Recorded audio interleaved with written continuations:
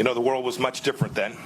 We imagined engagement with China would produce a future with bright promise of comedy and cooperation. But today we're all still wearing masks and watching the pandemic's body count rise because the CCP failed in its promises to the world. We're reading every morning new headlines of repression in Hong Kong and in Xinjiang. We're seeing staggering statistics of Chinese trade abuses that cost American jobs and strike enormous blows to the economies all across America, including here in Southern California.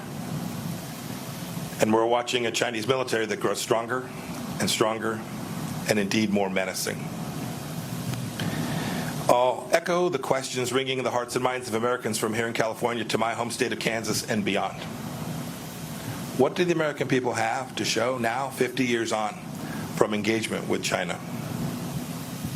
Did the theories of our leaders that proposed Chinese evolution towards freedom and democracy prove to be true? Is this China's definition of a win-win situation? And indeed, centrally, from the Secretary of State's perspective, is America safer? Do we have a greater likelihood of peace for ourselves and peace for the generations which will follow us? Look, we have to admit a hard truth. We must admit a hard truth that should guide us in the years and decades to come. That if we want to have a free 21st century and not the Chinese century of which Xi Jinping dreams, the old paradigm of blind engagement with China simply won't get it done. We must not continue it, and we must not return to it. Now, 50 years on from engagement with China, did the theories of our leaders that proposed Chinese evolution towards freedom and democracy prove to be true?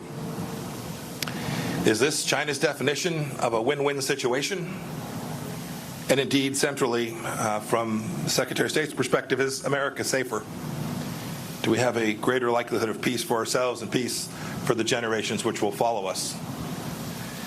Look, we have to admit a hard truth. We must admit a hard truth that should guide us in the years and decades to come.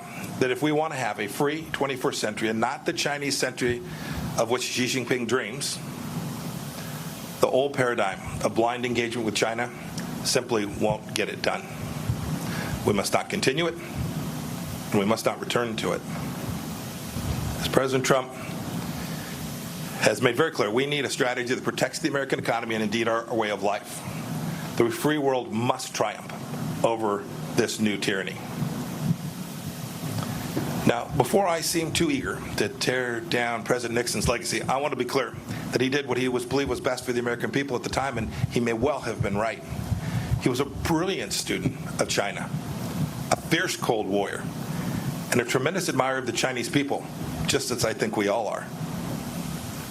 He deserves enormous credit for realizing that China was too important to be ignored, even when the nation was weakened because of its own self-inflicted communist brutality. In 1967, in a very famous foreign affairs article, Nixon explained his future strategy. Here's what he said.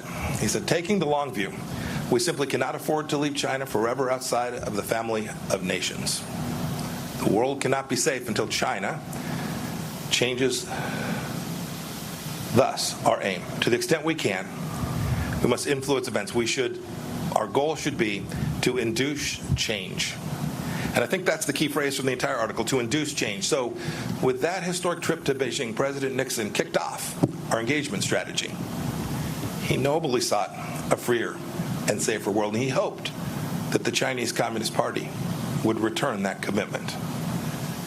As time went on, American policymakers increasingly presumed that as China became more prosperous, it would open up, it would become freer at home, and indeed present less of a threat abroad. It'd be friendlier. It all seemed, I am sure, so inevitable. But that age of inevitability is over. The kind of engagement we've been pursuing has not brought the kind of change inside of China that President Nixon had hoped to induce.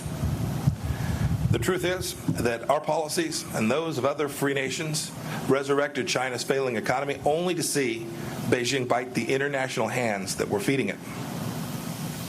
We opened our arms to Chinese citizens only to see the Chinese Communist Party exploit our free and open society. China sent propagandists into our press conferences, our research centers, our high schools, our colleges, and even into our PTA meetings. We marginalized our friends in Taiwan, which later blossomed into a vigorous democracy. We gave the Chinese Communist Party and the regime itself special economic treatment, only to see the CCP insist on silence over its human rights abuses as the price of admission for Western companies entering China. Ambassador Bryant ticked off a few examples just the other day. Marriott, American Airlines, Delta, United all removed references to Taiwan from their corporate websites so as not to anger Beijing. And Hollywood, not too far from here, the epicenter of American creative freedom and self-appointed arbiters of social justice, self-censors even the most mildly unfavorable reference to China. If we bend the knee now, our children's children may be at the mercy of the Chinese Communist Party, whose actions are the primary challenge today in the free world. General Secretary Xi is not destined to tyrannize inside and outside of China forever unless we allow it. Now, this isn't about containment. Don't buy that. It's about a complex new challenge that we've never faced before.